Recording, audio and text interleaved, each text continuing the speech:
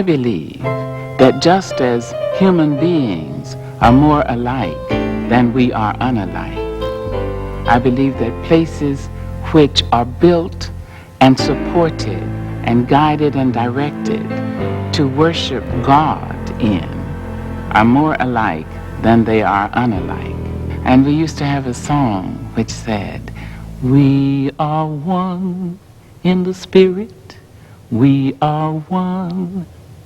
Look at each other. Just look at each other. Look at each other. Turn around and look at each other. Look. Look where we've all come from. Look. Maya Angelou, Rainbow in the Clouds, is made possible in part through the financial support of viewers like you. When it looked like the sun wasn't gonna shine anymore, God put a rainbow in the clouds. Drugs are sold in the Tenderloin. People fight for the space to just try to be dignified in the Tenderloin. Children try to grow up, sometimes unsuccessfully, in the Tenderloin. Prostitutes and pimps ply their trades in the Tenderloin. And Glide Memorial is in the Tenderloin.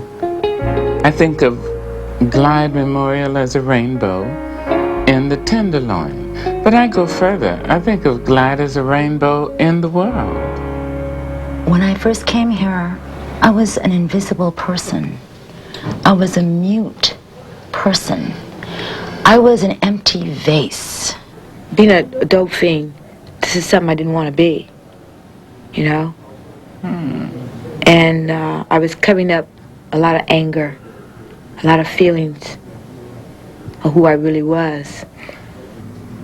I always wanted a job and always wanted to work, but I was always told you could never get a job because you don't have education. You could never get a job. And I mean, when I was younger, I was always told, I'm not going to amount to anything anyways. Each one of us is edge walking all the time. Every minute, every second. Just now, nobody's doing okay. Come on, tell the truth. Nobody is safe anywhere. So we desperately need faith. We need somebody to put their hands on us. Say, come on back, honey. Come on back, it's all right. I've been there too. That's all right. Come on back. Come on in. It's all right.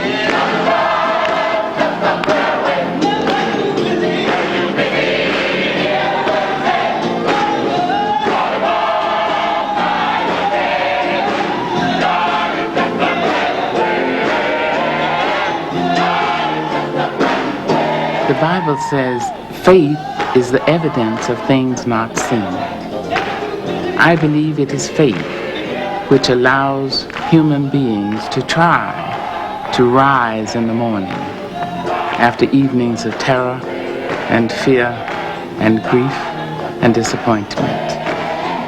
I believe it is faith which allows men and women to love each other and to dare to have children. I believe faith and faith alone can be credited with those miracles.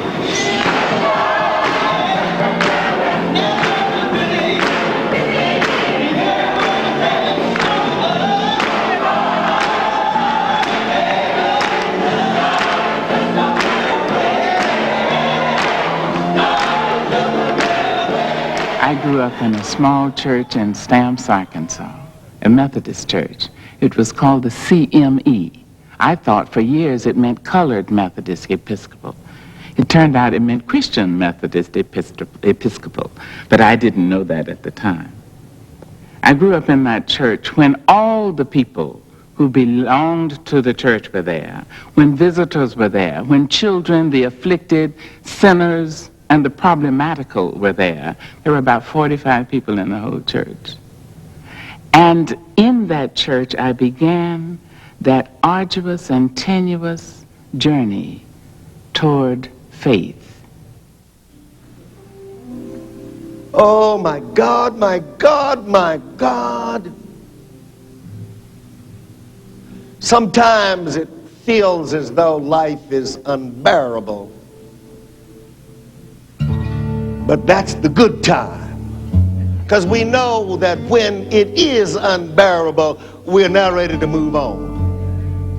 I can't remember when I didn't go to Glide. And it seemed to me from the very first visit to Glide, I was a member. Cecil Williams performed the marriage ceremony for me and a husband of mine. He subsequently came and divorced me. He has helped me to be strong when my son was paralyzed from the neck down. He has helped me to live with my mother's diminishing life and with her subsequent death. He's a friend and a minister. That we can stand up and say to the world, I am somebody and I'm going to show you by the way I live. And so we come as somebodies this morning, holding hands with each other, that we might be brothers and sisters, truly brothers and sisters. No pretense, no put on. Don't have to, because it's Sunday morning. It's Sunday morning. Amen, hallelujah, right on, shalom, salam. Yeah. We shall not be moved. We shall not be moved. One of the most oft repeated phrases in churchdom is that Sunday morning at 11 o'clock finds the United States more segregated than at any other time in the week. Usually, races separate on Sunday morning. Glide Memorial seems to be just the opposite. It's Sunday morning, and you look around and see Japanese and Irish, African Americans, and all sorts of people on Sunday morning at Glide. So when Cecil Williams says it's Sunday morning, he means it's time for us to come together, and we have done so.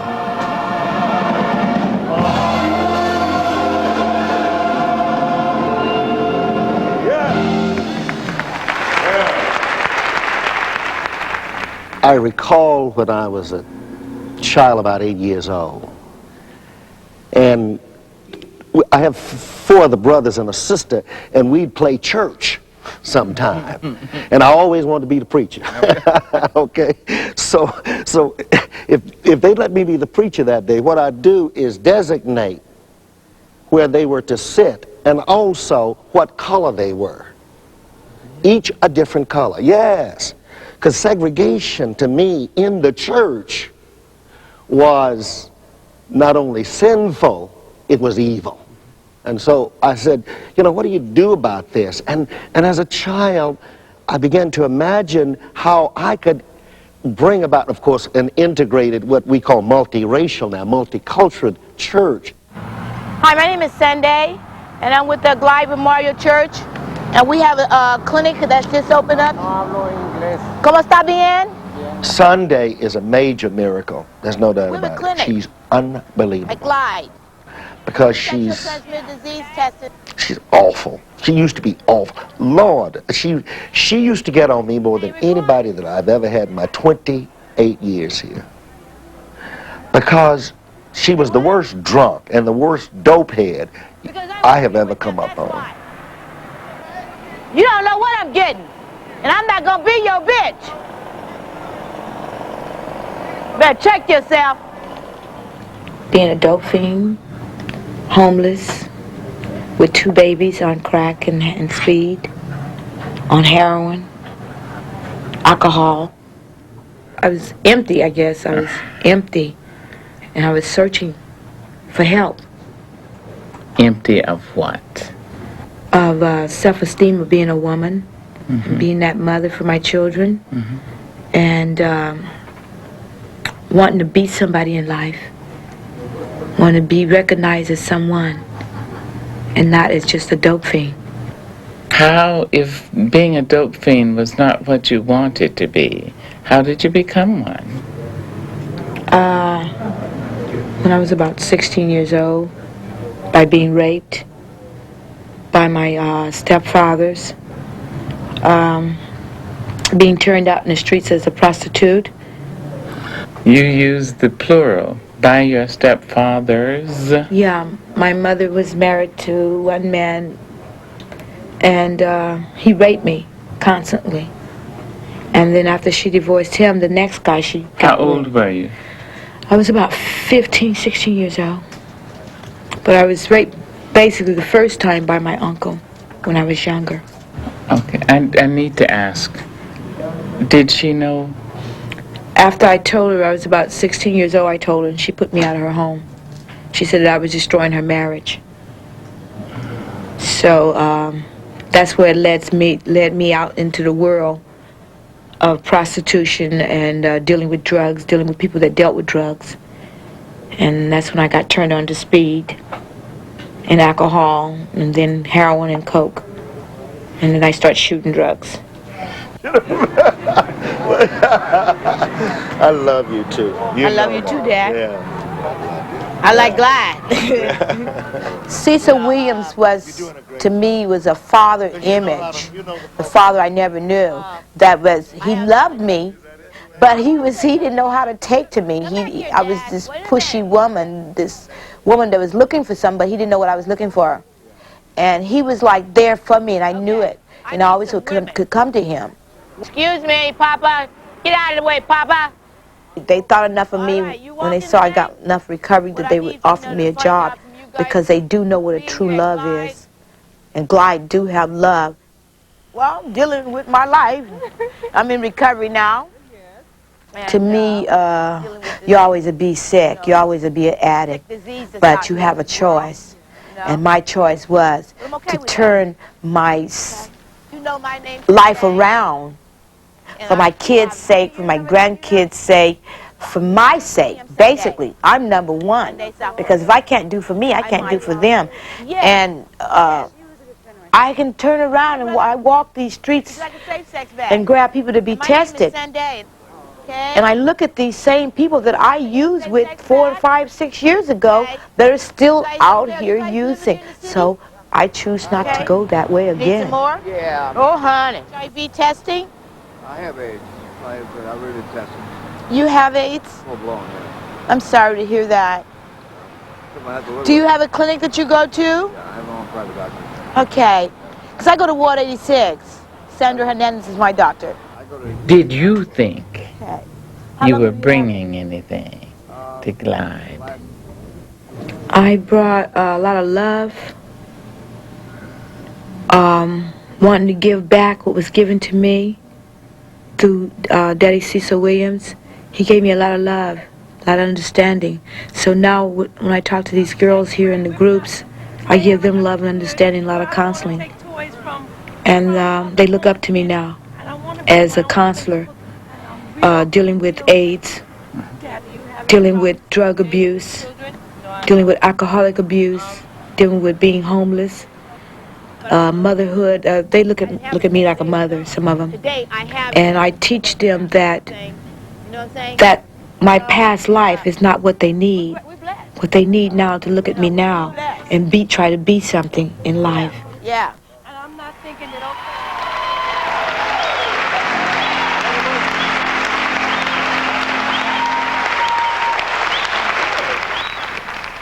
Open your eyes and look. Open your heart and look. Open your past and look. Look where we've all come from. The sale began. Young girls were there, defenseless in their wretchedness, whose stifled sobs and deep despair revealed their anguish and distress. And mothers stood with streaming eyes and saw their dearest children sold. Unheeded rose their bitter cries as tyrants bartered them for gold. Look, look where we've all come from. And men whose sole crime was their hue, the impress of their maker's hand. And small and trembling children, too, were gathered in that mournful band. But look this morning where we've all come from.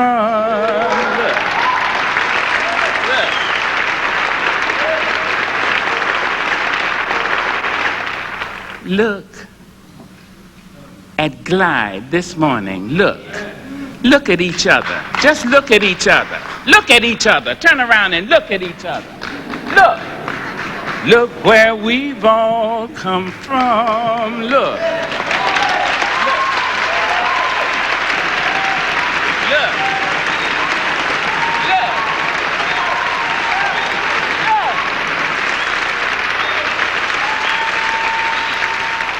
When you first arrived at Glide, I have heard you tell this story, that you looked out at this vast church, and there were about 12 or 15 people, all rather very old and all white, and who would have moved out of the neighborhood had they had the money and the opportunity. Yeah. And when you looked out and saw your constituents, that's when you took to the street. Yes. And started talking to prostitutes and pimps and druggers and those who were said to be the losers of society. You told them to come into the church. You see, I'm trying to set a direction because I'm convinced that Jesus set a direction. And if Jesus set that direction, then it means that I have to live that lifestyle also, you see, because Jesus went everywhere.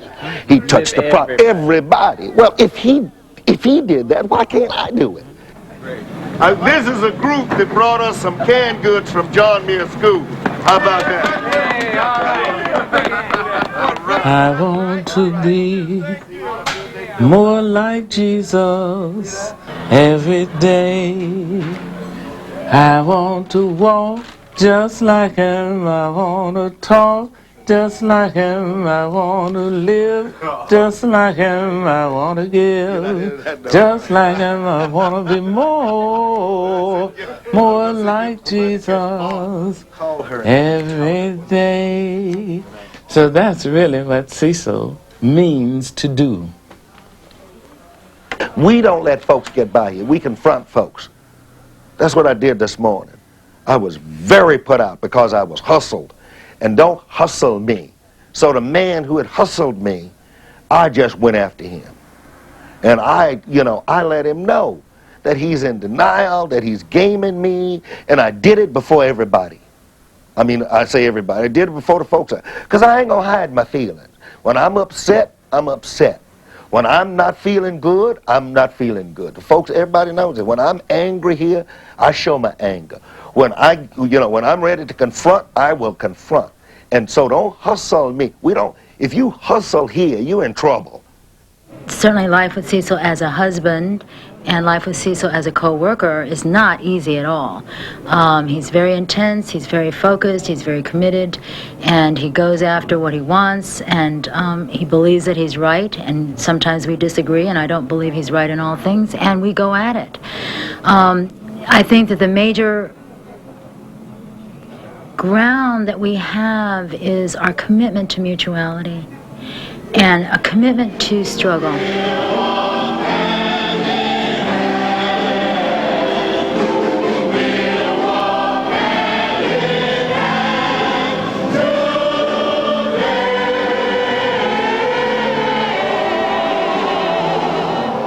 If we're really the church, we must be prophetic.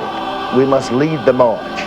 As Martin King talked about, he wanted to be a drum major for freedom, and a drum major for righteousness, and a drum major for justice.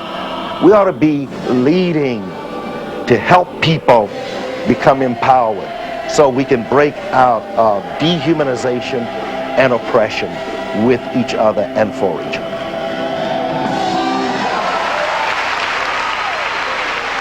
Join joining us today is the best marching group of people you'll ever find.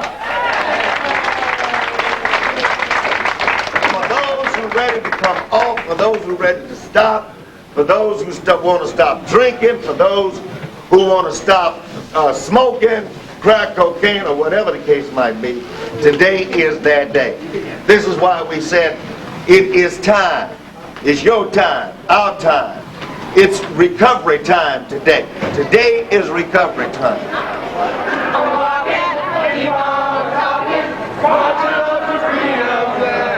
We're here for recovery today. We're not here to condemn anybody. We're not here to put anybody down.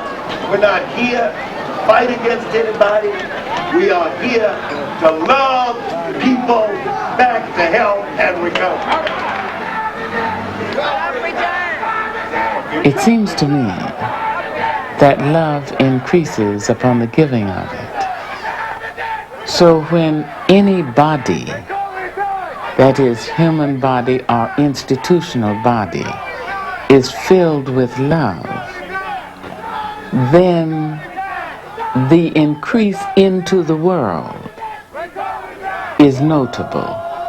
So when you say that Cecil at once is interested in individual healing, yes, but in a general healing, absolutely.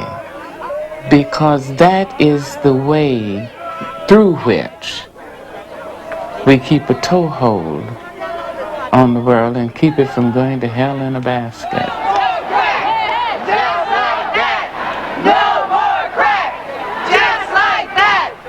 What we've done is created a healing cycle.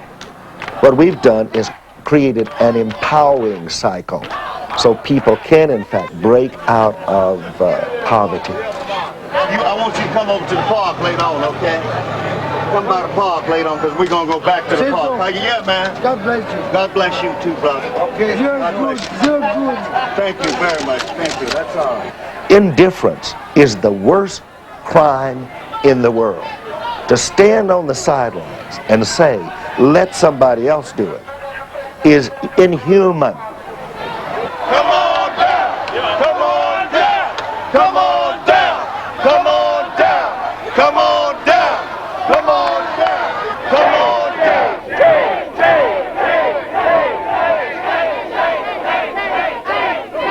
She's been drinking this cheap wine for quite some time now. Now she don't looks like she's out. Her name is Donna. Okay, her name is Donna. Donna. Every time when I come to work, she's sitting here drinking on that wine. Somebody Get that other leg, somebody. We just found the sister on the sidewalk here, completely out of it with some of that cheap wine in her system.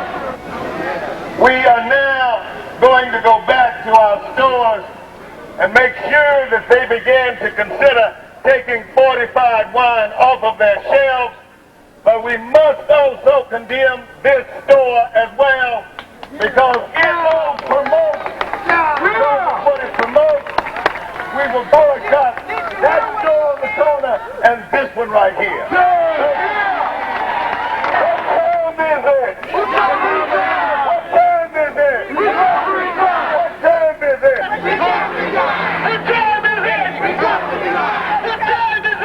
What I think people learn if they begin to recover is what they begin to discover.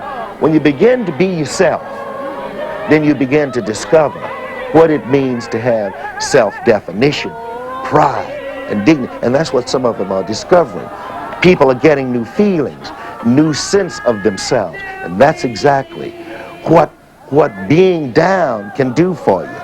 If you take it and work with it and make something out of it and learn from it, you can come up.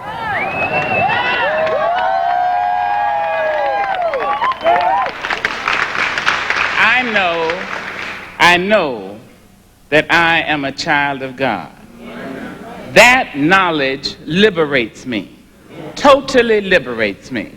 It becomes burdensome because I have to admit that everybody else is a child of God. And that's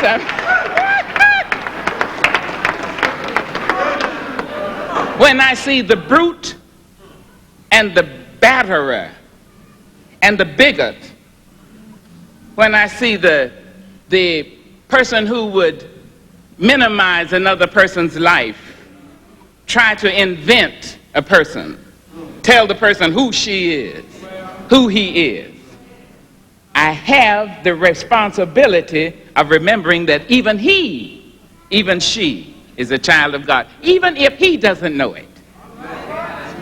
I have the responsibility of knowing it. Now that's hard. So many times throughout the day, I'm trying all day to be a Christian. Trying to be a Christian is like trying to be a Jew or a Muslim or a Shintoist or Taoist. It is like trying to be a good friend, a good parent. It is no small matter. It is not something you achieve and sit back and say, "Phew, I got it now. I'm cool." No. All day long you try, and if you have any courage, in the evening when you settle down and check yourself out, you say, "Oh, I only blew it 89 times today. All right. That's all right. I'm going to try to make it 87 tomorrow. And 80, I'm going to try."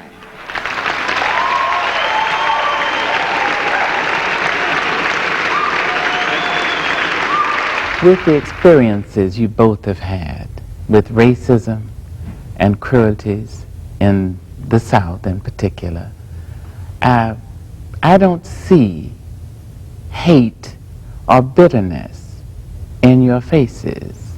Well, first of all, if I say I love God and I don't love my fellow man, that's not right. That's wrong. Just leave it to him. Let go and let God. The Bible says, "Vengeance is mine, and I will repay." That's right. So I have trusted in that, in the Bible, enough to know that we cannot hold malice against our fellow man. Yes, how you doing? It's Alex speaking. I was on, who am I speaking to? Tracy, how you doing? Alex Humphrey is one of the biggest dealers I've ever met. He's a hustler. But Alex Humphrey also is one of the most human persons, one of the most sensitive and aware.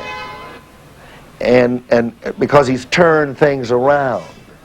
We didn't do it for Alex. Alex did it himself. I know how it affected me by my father not being there. I know how it affected me, and I didn't want that to be, the same thing to affect my son, because it just, it's a terrible feeling. I want something different for my son. But when I got into that life, selling drugs, I was dead. It was like I had no more feelings. I was always looking angry, hurt. Anytime I felt like I wanted to cry, if I got into it with my girl and I felt like crying, I never cried. Somebody did my crying for me. I'd literally pick somebody out the crowd and just beat them and just cry. And they'd cry. If I felt pain, you were going to feel my pains for me. You know what I'm saying? And it was just, that's how I was. And what changed me was the birth of my son. In the beginning, when my son was first born, I was still doing what I was doing. I was trying to get out. I've been stabbed. I almost didn't make it. I got stabbed in the belly. I got a scar. And they rushed me in the hospital. And I remember laying on the bed, looking up at this big old light. And they asked me, "Is there anything you want to say before we do what we got to do?" And I remember telling them, "Please don't let anything happen to me. I just had a baby boy." Me and my son, basically, what it all boils down to is we're homeless, right? But we were homeless and couldn't actually, seek no type of help. See, who's that? Mommy. Yeah, that's Mommy. Let's take a mommy ring. Yeah, that's Mommy's ring. We'll get it together. We'll get it together one of these days. But in the meantime, we have to do what we gotta do. You know what I'm saying? Give me a hand. It's hard. I'm not saying it's easy. It's hard. There's times like I've been in a little storage room where we're staying. Get us a place. And I wait till my son goes to sleep, and then I do my crying. You know, I don't let him see me crying. I don't let him see that something's wrong. You know, I know when he gets older, he's always going to remember why we're in such a small place. But at the same time, he's going to remember that anytime he woke up, I was right there with him. Okay. How did you happen to come to Clyde? Well, because I'm from Valencia Gardens, housing projects, and they had did a march there, and that's when I had met Cecil. And he opened up some doors for me. Cecil? Yes, he did. And that's when I started working with him. And I came to church here. And it felt real good because I felt accepted. And it was nice because it didn't matter whether the people sitting next to me on this side was rich and the people sitting on to me on this side was poor. Nobody was better than no one. And there was no it wasn't really ceremony. It was celebration. Yeah. And I didn't understand. I was like, celebrate what? And once you get to going, you understand you're celebrating life. When Cecil had came down to the Valencia Gardens and did this march, and that's when we'd first met, that's when he offered, you know, me this way out. And in return, I would get the people together to paint and clean up all the other graffiti and pick up the garbage, clean up the glass, mow the lines. Come on, let's go. All right, you ready? So that when something good happened, man, it was good because I was a part of it. I was the one that got people to paint. You know, it was a good feeling. People was like, yeah, that's right. You know, and people want this, man, because when they see something good, it makes them remember, wow. It got to where after the walls were painted, it wasn't about the walls anymore if they got painted over. It was about the people. It was a totally different change in the people. People were lined up. People that don't even speak to each other were talking to each other, you know, smiling, having a good time, just kicking away, you know what I'm saying? It makes you feel good, and it helps give you strength to continue on the right path. That's it. But when I first started doing good, I was doing good because of my baby's mother. I wanted to make her happy. And once I started doing it for her, I started feeling good about myself and started doing it for myself. But it was just strange because the person that I started doing all these good things for and helped build me up was a person that helped make me fall. And it's like when I felt like I was falling real hard and quick. Yeah. I felt really disappointed because Cecil believed in me. That's right. And I felt I was letting him down. Cecil still believes in you. Cecil still believes in you, man. Still. It's just hard. It's hard now. No question about this. I'm not even, you know, I wouldn't try to downplay it and say this is going to be easy. This is hard. The Chinese say, the only way out of something is all the way through it. You got to go through it, and there's no shortcut. But you can come through. Hold on to faith. Put your faith in God. We are our heavenly Father's children, and we all know that He loves us one and all, yet there are times we find we'll answer another's voice or call.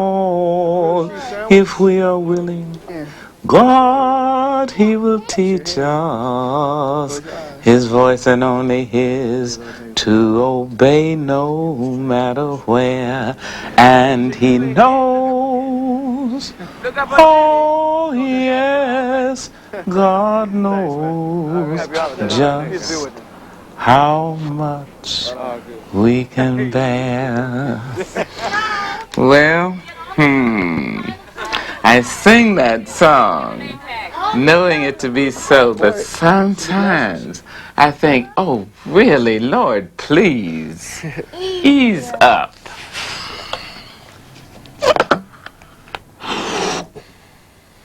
Where do you go when your faith trembles on the brink? I knew you'd ask that question. I knew you'd ask that question. You know,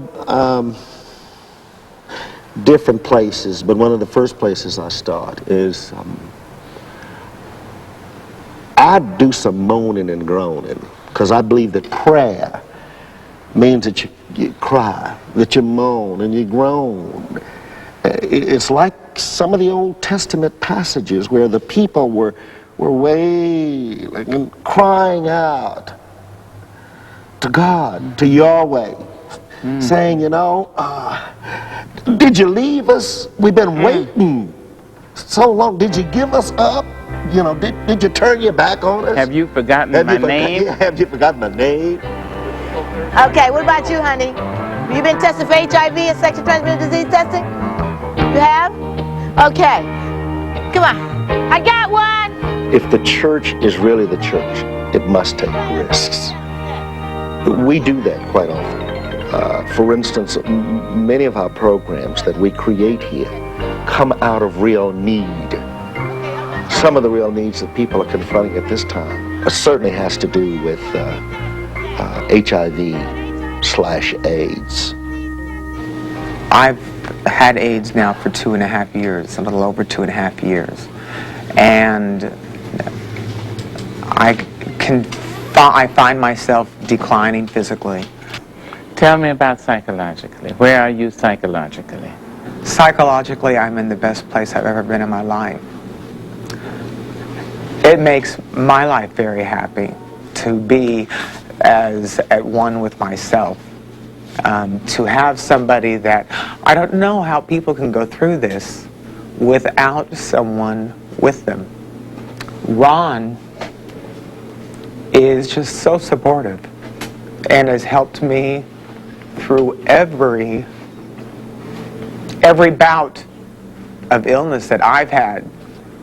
We both grew up in very religious family upbringings. And then when we came out homosexually, you weren't accepted in that church environment anymore. You were kind of an outcast. You didn't fit into the family, right? And you didn't. And both Ron and I missed that in our lives. And when Ron was diagnosed with actually having AIDS, we kind of started to decide we need this back in our lives because we missed it.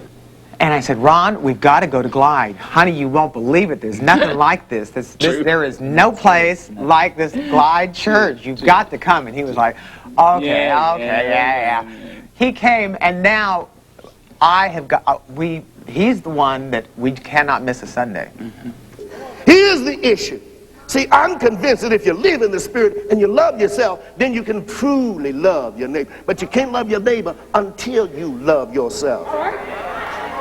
You see, when you live the Spirit, it gets beyond you. It takes you some other place. It takes you some, let me end by saying it takes you to a place maybe that you've never been before. A place of renewal, of transformation, a place that lifts you up.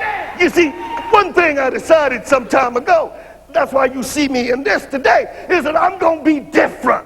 I'm going to be different. And I want a church that's different. I don't want no down and out and guilty, awful church that keeps people in sin all the time. I want some joy. I want some people lifted up. I want some recovery. I want some renewal.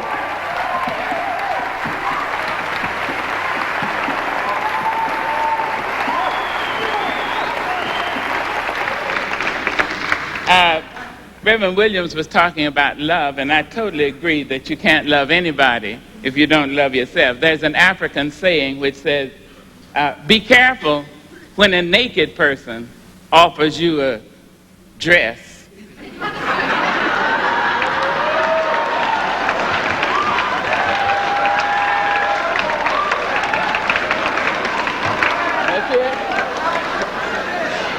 So if you're careful about believing when a person who doesn't love himself or herself says, I love you, you say, wait, just hold on. Well, by the same token, I am cautious when I see a person who doesn't laugh.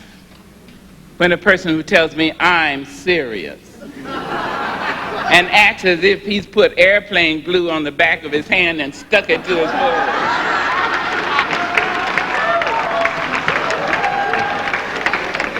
That person didn't come here to stay. Really, really, to stay and make a difference. She didn't come to stay. He didn't. Because every moment will offer you every reason to moan and bemoan. From the moment you awaken and say, ooh, what is this? Oh, God. You know. Turn and look at somebody you expected a smile from, and they say, Turn on the television, you say, oh, my Lord, is this happening? Walk out the door, you can't find the car, it's missing. Get to the job and your desk has been cleaned out. Every moment you get a chance, you should laugh. Laugh.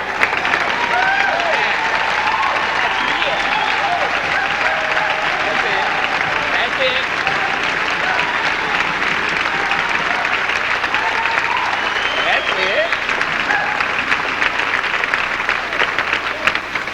Here's a piece I've written called 7 Women's Blessed Assurance.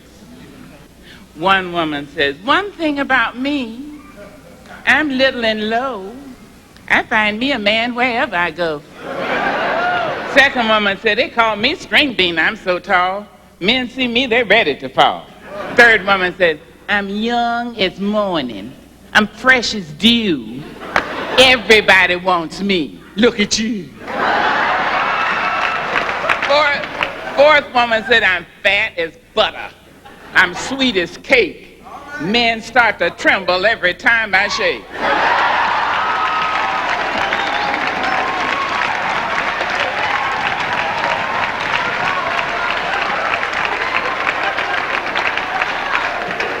The sixth woman said, when I passed 40, I dropped pretense. Because men like women who got some sense. But this is my favorite for obvious reasons. 55 is perfect. So is 59. Because every man needs to rest sometime.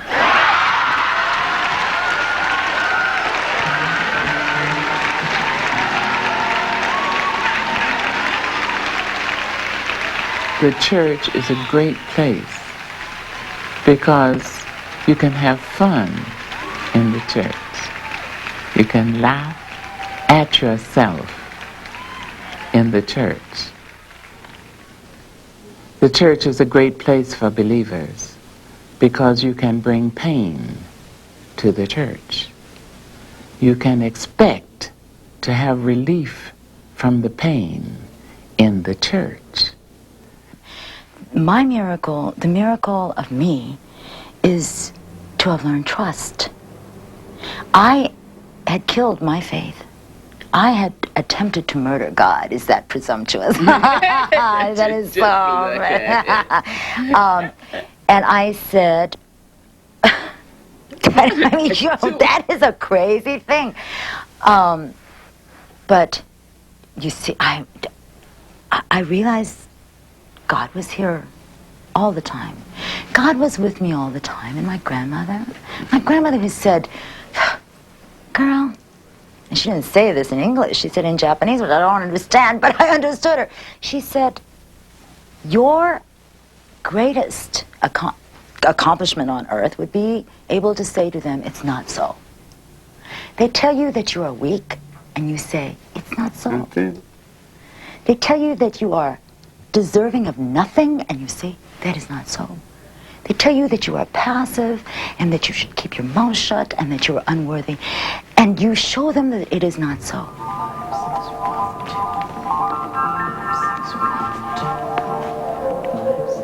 I was incested for 11 years of my childhood by a number of adult males in my family.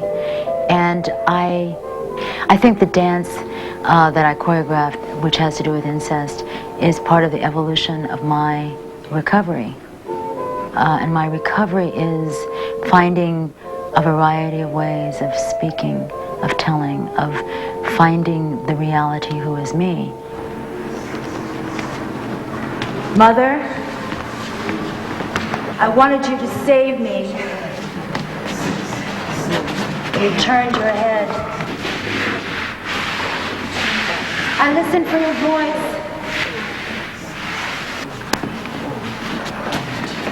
Mother, you called me seductress when my breasts grew. Did you fear the woman growing in my body? I wanted you to stop him when his hands like crowbars spread my thighs. You are in the garden, back turned, pruning your flowers. He reaches into my pants and says, if I tell, you will die, Mother.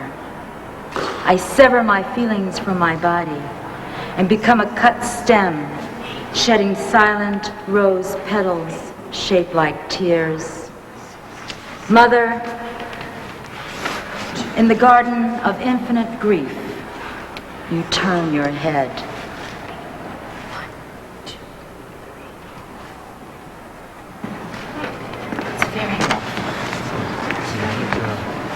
I know the world of violence, unfortunately, firsthand, and the world of sexual abuse firsthand. It's beautiful. And I have written about it. Over 50 years have passed since I was raped, and not one day has passed that I don't remember it. Mother, in our garden of infinite grief, you turned your head.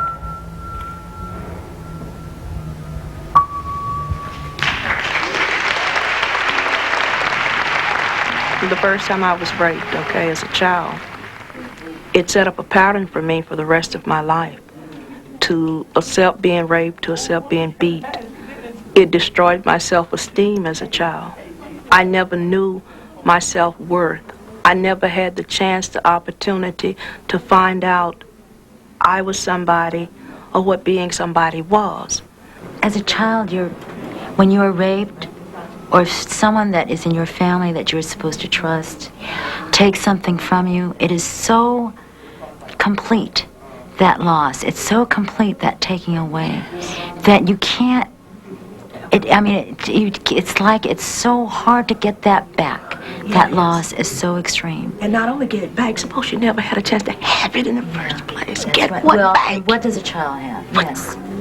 I feel that the lives here are such a gift to me because they literally call me out of myself.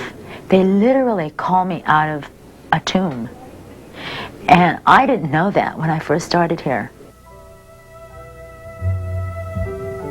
Don't talk about it. I mean, I think secrecy is held sacred by people who are incest survivors. It becomes a temple. It becomes a place that you worship. The secrecy does. It's part of the conspiracy that says that you will die or you will kill someone if indeed you speak. Once a woman says, no, you will not take your hand to me again. No, I'm going to tell. No, so-and-so knows. No, I have reported this. No, I'm going to put you in jail. No, I'm going to tell my mother. No, I'm going to tell my grandmother. I'm going to tell Mrs. Smith. I'm going to tell the minister. I'm going to tell. I mean, it destroys that person's system. It destroys the violator's system. As director of programs of Glide Church, I supervise approximately 25 to 28 different programs. The programs range from healthcare, HIV, AIDS programs, outreach programs, educational programs for sexually transmitted diseases. You like some condoms? We test for sexually transmitted disease and HIV and pregnancy and pap smear and breast check.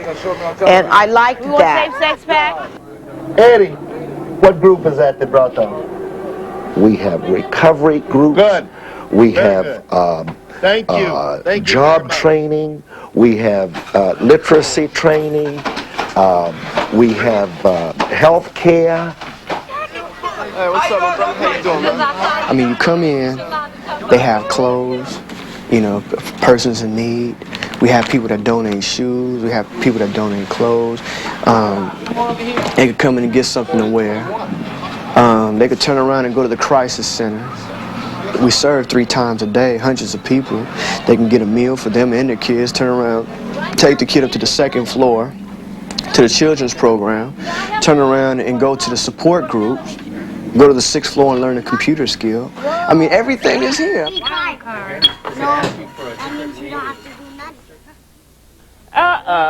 Okay, Chanel, okay, come in. Now, Chanel's name is Punchinella. Okay, and here's the song. Listen to it. That's right. It's look who's here, Punchinella, Punchinella. Pum, jump. I want you to go pum, jump. What can you do, Punchinella, Punchinella? What can you do, Punchinella, little girl? And then you'll have to do something, right? When I see children in the house of God, I am reassured. I see the little awakenings, the beginnings of faith.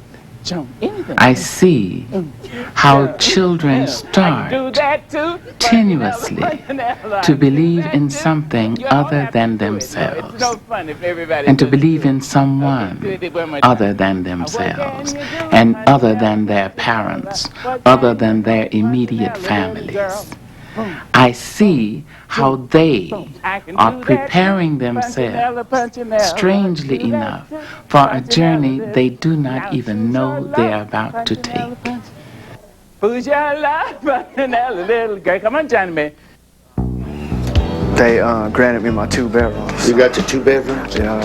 At last. I feel good. I feel good now.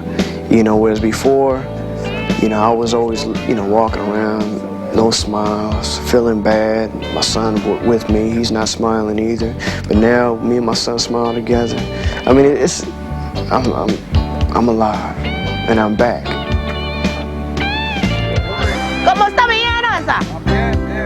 Come on, man, take this concept. I choose not to eat in the doorway. I choose not to sleep in a pissy doorway. I choose not to smoke crack anymore or shoot heroin or cocaine anymore. I choose to try to be a mother and to be a positive person in this world and turning it around by giving back where I came from. And where I came from wasn't good. Where I'm at today, I'm happy, I'm content. To be honest, I must say that I'm grateful to the people who are here, who have the courage to save their own lives and who have the courage to reveal themselves. And I think it's because it's out of the greatest and darkest despair that they're doing this. And, you know, I always thought that when you're in great despair, that you hide it. But, you know, my husband, who is one of the greatest sources of unconditional love that I've ever met, has created a place that is safe for people to bear all. And I'm deeply grateful for that. You know, we all have so much to be thankful for. For he woke us up this morning and started us on our way. Are we blessed? I can't hear you. Are we blessed? You know, but there are so many people always complaining. You got your health, some people got their wealth, but they still complain. I won't complain. Woo, I'm blessed. Just tell about it. I said I'm blessed.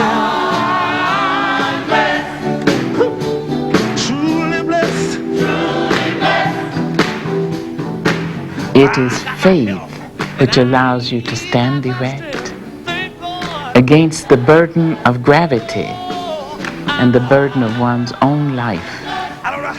It is faith which allows you to open your mouth wide and laugh and open your mouth wide and cry. And in many churches around this country and around the world, people go into those edifices looking for God and looking for themselves. And quite often, happily, they find both. Faith tells me that it's going to be all right. I love myself today, and that's important. I'm just discovering a heck of a lot about myself, things I didn't even know before. I don't think I'll ever be the same from, after having this experience. I can be myself. I can be authentic, original. I can express myself completely. And that gives me faith to go out to all the different things I have to do the rest of my life. There's a part of me here that I belong. I'm blessed. Truly blessed. When I woke up this morning and had the activity of the limbs, I said, thank you, Jesus. One more day. I don't know how you feel about it. I want to sleep less. Lord, I want to play. Lord, I want to play. Lord, I want to play. I'm blessed. I'm blessed. I said, yes, I'm blessed. Good to me. I woke up this morning. I bless you with food on my table. And I bless that I'm blessed. Yeah. Yes, I'm blessed. Lord, I'm blessed. And I know that I'm blessed. I could have been dead. Maya Angelou, Rainbow in the Clouds, has been made possible in part through the financial support of viewers like you. When